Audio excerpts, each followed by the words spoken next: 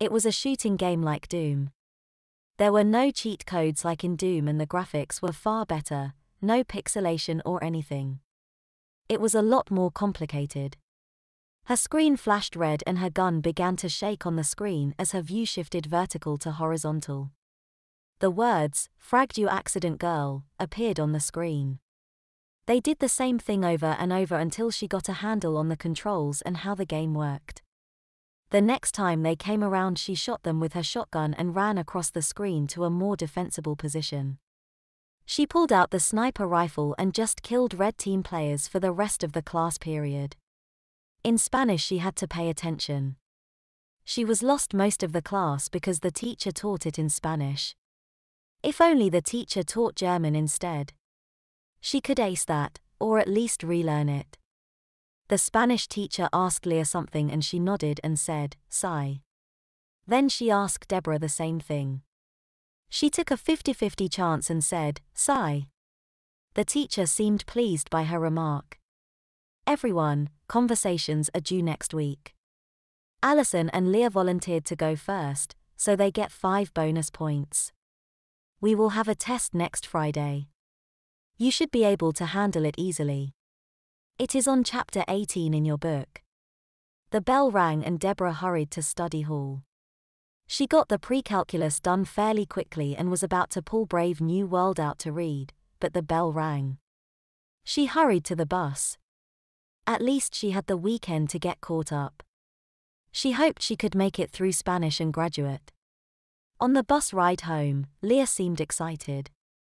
She chatted constantly about what she heard on the internet about Star Trek and how when the new Spock did a mind meld, he gave a whole new meaning to the term, my mind to your mind. I don't get it, said Deborah. Because Zachary Quinto plays Sylar on Heroes. She paused to see if I recognized what she was talking about. And Sylar eats people's brains. Ick, said Deborah. I don't think I want to watch Heroes. Don't worry, said Leah, I won't watch it anymore after this season. I'll pick you up in an hour, she said. The bus stopped in front of Allison's house. Deborah hadn't even noticed. She got off the bus and went into the house to have the talk with her mother. How was school, Allison? Asked her mother. Fine, she answered. Sit down and let's talk. Deborah sat down on the couch and her mother sat beside her. You wet the bed 2 nights in a row and on Wednesday you not only had an accident in school, but you had another one at the dinner table. I'm worried about you. Deborah started to say, but stopped. She didn't know what to say at all.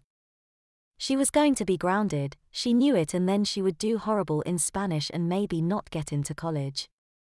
She hoped she could do well if she failed the conversation assignment. She bit her lip and looked at her mother. How long am I grounded for? She asked. I'm not punishing you. I am sure you didn't mean to have accidents, but I am getting tired of washing your sheets every morning. Just because I work at home doesn't mean I have time to deal with your laundry every day. I have deadlines, you know. All right, I will try not to wet the bed, said Deborah. She knew she would anyway. I think maybe you should wear protection to bed, her mother said. I bought you something to wear to protect your sheets. What do you mean? Asked Deborah. Come on up to your room. Her mother led the way to Deborah's bedroom.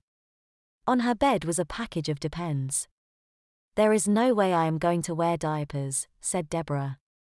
I thought you said you wouldn't punish me. It's just for night. No one will ever know. You don't have to wake up in wet sheets anymore. I can't. Leah is going to spend the night. I don't want her to see me in diapers. I'll put them in your closet then. Her mother carried the bag of diapers to Allison's closet. I just thought they would be more comfortable than wet pajamas. We can try them out tomorrow night. Just try them one night and see if you like them.